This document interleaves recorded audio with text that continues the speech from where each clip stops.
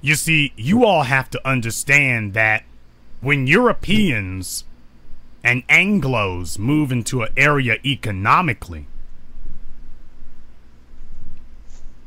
when they move into an area economically,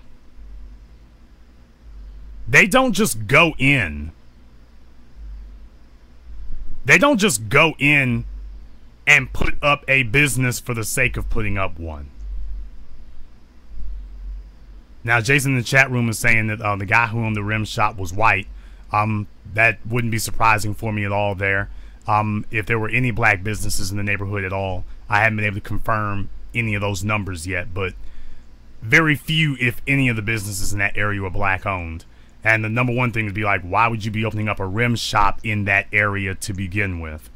Because you see, that dovetails off my point, because when white businesses move into a black neighborhood, they open up something that exploits the people. That has been a habitual pattern of behavior. They open up businesses that exploit the people. Now, I've got hundreds of people listening right now, and you all need to make sure that you're sharing tonight's broadcast, because crucial information is going to be given to you tonight. And you need to be hearing it live as it happens.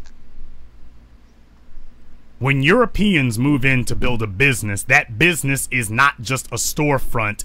That business is a part of an ever-expanding empire. And that's why when you see the first one, it is ominous. Do you know what comes along when Europeans start to build businesses on your block in your neighborhood? Do you know what comes along with that?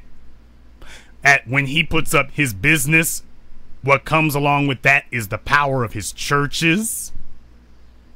Because next thing you know, you've got a non-black church that will not be very far from where that business is. And they bring the zoning and the attention of the city councils with them. Oh, that's right, you didn't know that. When they build a business in the black neighborhoods, they bring the attention and the focus and the permission of the city councils with them.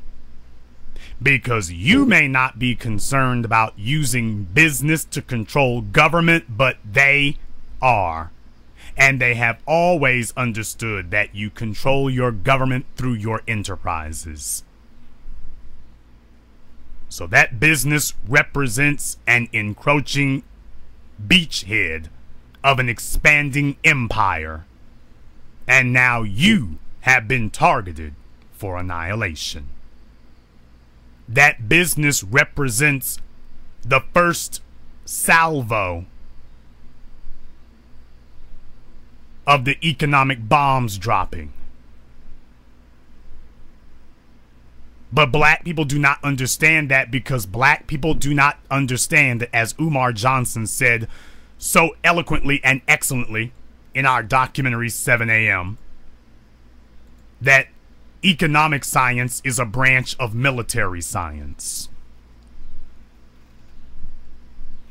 That Sun Tzu's Art of War is required reading in every Japanese university. Most of you do not know this. Sun Tzu's The Art of War is required reading at every Japanese business school. It is required reading. You are required to read it.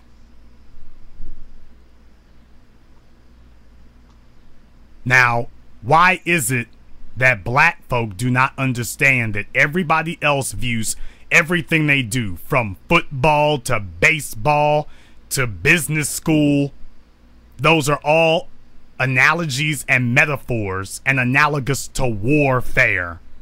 Every time these people mention these things, they're the biggest aspects of their societies, and yet they mention them in militaristic terms.